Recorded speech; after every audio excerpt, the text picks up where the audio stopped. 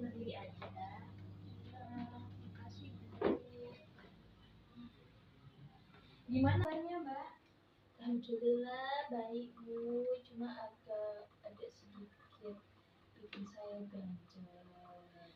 Hmm, Alhamdulillah. Jadi apa yang bikin ganjel gimana? Hmm, Coba Mbak tarik nafas dulu, pelan-pelan keluarkan, terus coba tenang dulu.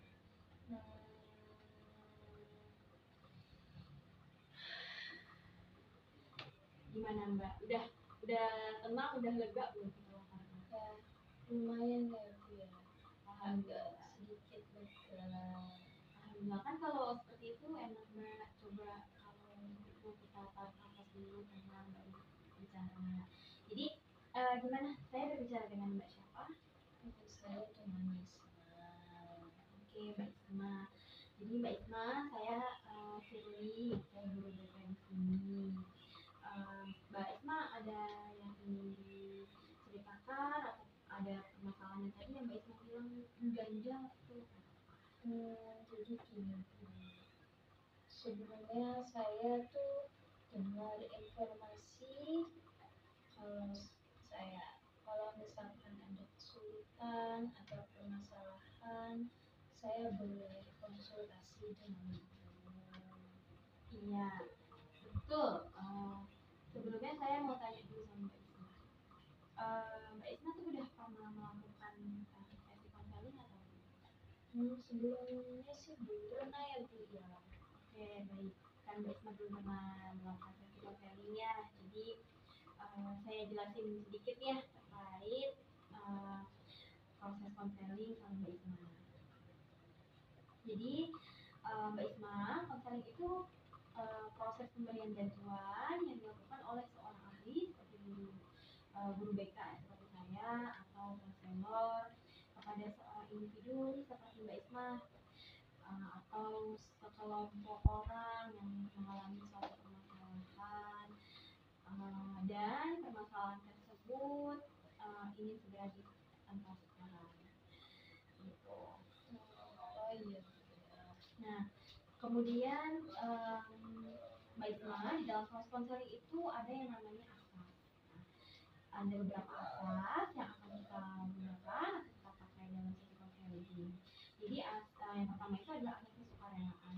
Jadi di mana Mbak Isma melakukan sesi konseling ini atas kemauan sendiri, bukan berdasarkan paksaan dari pihak manapun. Mbak Isma datang ke ruangan konseling itu semuanya keinginan dan niat dari Mbak Isma.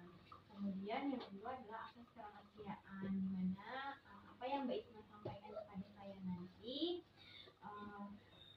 tidak akan diketahui oleh orang lain atau sampai tersebar luas. Kemudian yang ketiga adalah asas keterbukaan. Jadi apa yang nanti akan disampaikan selama sesi konseling itu saya berharapnya Mbak Isma semua secara terbuka, transparan, tanpa ada yang ditutupi, dibicarakan, disampaikan semuanya secara detail kepada saya. Jadi itu asas-asasnya. Nah, dari apa yang saya sampaikan, Mbak Isma sudah mengerti atau belum? Ya, cukup mengerti ya Bu ya. Alhamdulillah, kalau sudah mengerti apa yang saya sampaikan. Jadi mungkin Mbak Isma boleh langsung aja disampaikan apa yang ingin disampaikan. Baik Bu, terima kasih ya Bu sebelumnya. Jadi gini Bu, saya tuh punya masalah dalam adaptasi dengan lingkungan baru. Yang mana tuh sebenarnya saya tuh orang Jawa yang sedang menuntut ilmu di pondok pesantren ini, yang mayoritas tuh isinya orang Sunda. Kan terkadang tuh ustazah dan guru sini pun bicaranya tuh pakai bahasa Sunda. Jadi kadang saya tuh kurang ngerti apa yang teman-teman bicarakan gitu. Oke, jadi Mbak Isma orang Jawa ya? Iya betul Bu. Karena berbicaranya ngomong sudah terlihat. Jadi yang saya saya simpulkan, yang saya ambil dari apa yang Mbak Isma tadi ceritakan ke saya, yang disampaikan, permasalahannya di sini terkait kendala bahasa ya Mbak Isma. Iya, betul Bu. Oke. Saya mau tanya nih sama Mbak Isma. Mbak Isma sudah berapa lama ilmu di pondok pesantren ini? Saya sih baru 2 bulan ya Bu. Oke, 2 bulan. 2 bulan sudah lumayan ya. Jadi selama 2 bulan ini Mbak Isma komunikasinya dengan yang lain, dengan guru, dengan ustazah gimana? Apakah ustazah atau guru-gurunya atau teman-temannya selalu menggunakan bahasa daerahnya, bahasa Sunda? Selama 2 bulan ini sih komunikasinya bagaimana ya? Untuk komunikasi sehari-hari sih menggunakan bahasa Indonesia ya Bu ya. Tapi kadang mereka menggunakan bahasa Sunda. Oke, berarti sehari-hari masih menggunakan bahasa Indonesia ya, seperti saya kepada Mbak Isma kan juga menggunakan bahasa Indonesia. Iya.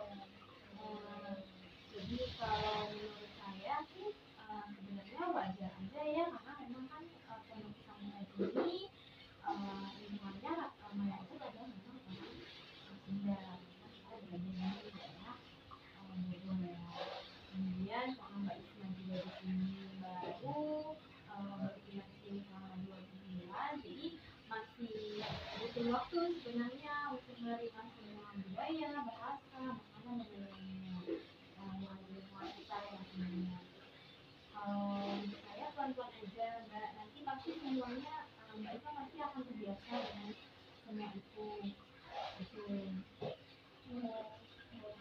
Ya belum, mungkin saya masih biasa ya. Karena saya mungkin bingung saja ya Bu ya. Yang membuat Mbak Isma bingung itu apa?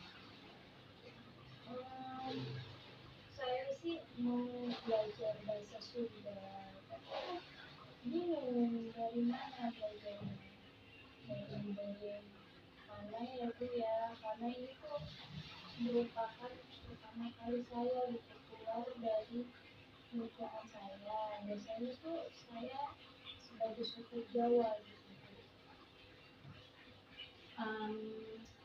Kalau menurut Mbak Isma seperti itu, ini sih saran dari saya Mbak Isma.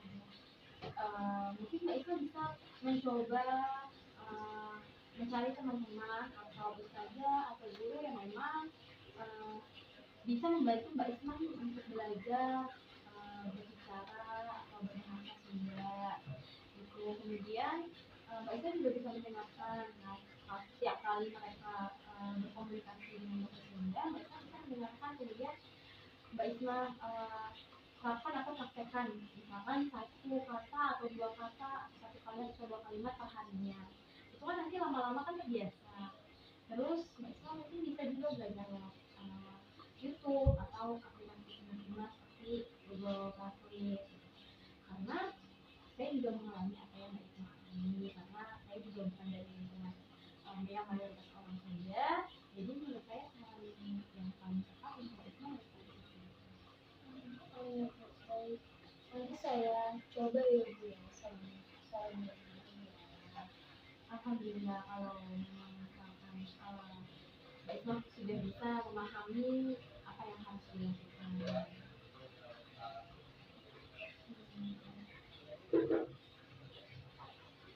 Oh iya Bu, insya Allah.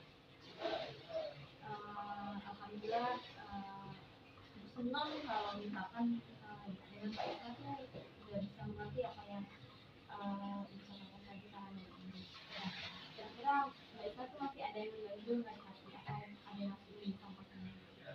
Sebenarnya sudah cukup ya Bu. Saran dari Ibu tuh sudah cukup membantu dan akan saya pikirkan serta praktekkan untuk depannya. Oke, jadi alhamdulillah tadi Mbak Isma sudah sampaikan permasalahannya, saya sudah sharing ke Mbak Isma juga, sudah memberikan saran yang memang menurut saya Mbak Isma bisa lakukan, dan Mbak Isma juga tidak ada yang ingin disampaikan atau ditanyakan kepada saya.